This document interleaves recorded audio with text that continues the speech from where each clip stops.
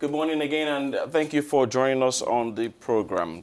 Thousands of people demonstrated in Conakry, Guinea's capital, on Monday in a new wave of unrest in the country following disputed, recently conducted local elections in the country. The demonstrators are demanding the end of a teacher strike that has lasted for a month in the education sector, while the main opposition party, the Union of Democratic Forces of Guinea, UFDG, observed what he called a ghost town in a day of protest against President Alpha Conde. Protests in Guinea got renewed after elections on February 4th, the country's first at a local level since 2005. According to official results, the ballot was won by Conde's party, the Rally for the Guinean People, and the results of which the opposition UFDG party have now alleged a fraud over. And the situation does not seem to be improving. There's a sense that tensions continue to escalate. This is despite the negotiations initiated by the government, despite the president's multiple promises.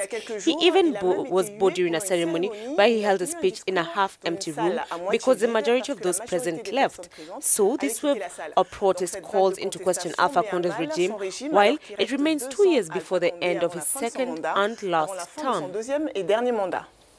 Well, joining us now from Conakry is our correspondent, Diallo Abdurrahmani. Bonjour, Diallo, and thank you for joining us.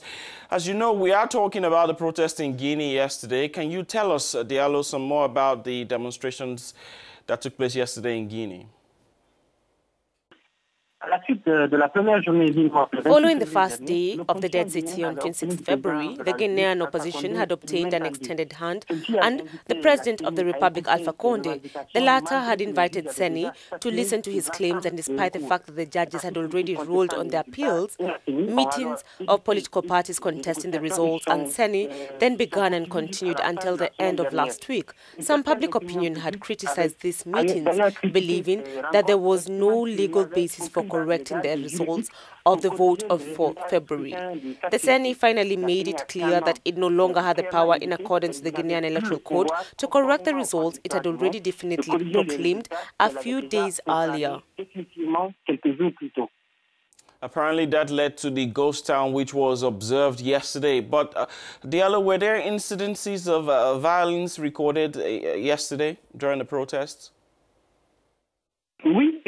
Yes, clearly, this new appeal to the Dead City is a consequence of the failure of the meetings between Seni and the opposition parties. A Dead City widely followed, and that punctuated by violence throughout the country, particularly in Kamsar and Conakry. In Conakry, a completely new development protests were held in the heart of the administrative center in Kaloum near the presidential palace. The demonstrators called for the opening of classrooms for students who have been at home for a month already following the teacher strike, and Prime Minister Mamadi Yula saw his procession blocked by women chanting slogans hostile to President Conde.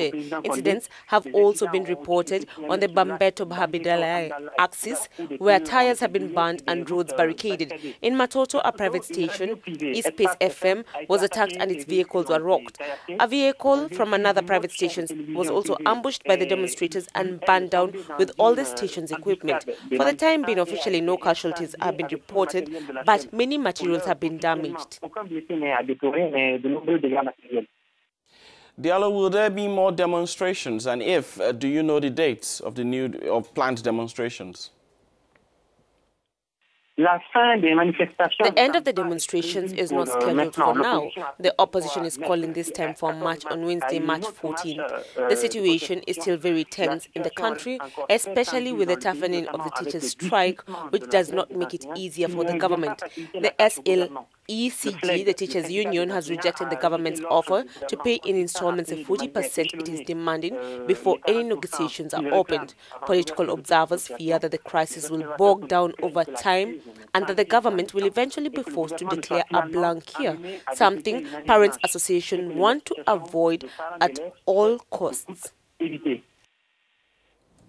Well, this is how much we can take, Diallo. We will circle back to you later for new development. That was Africanews correspondent Diallo Abdurrahmani speaking to us there from Guinea, Conakry.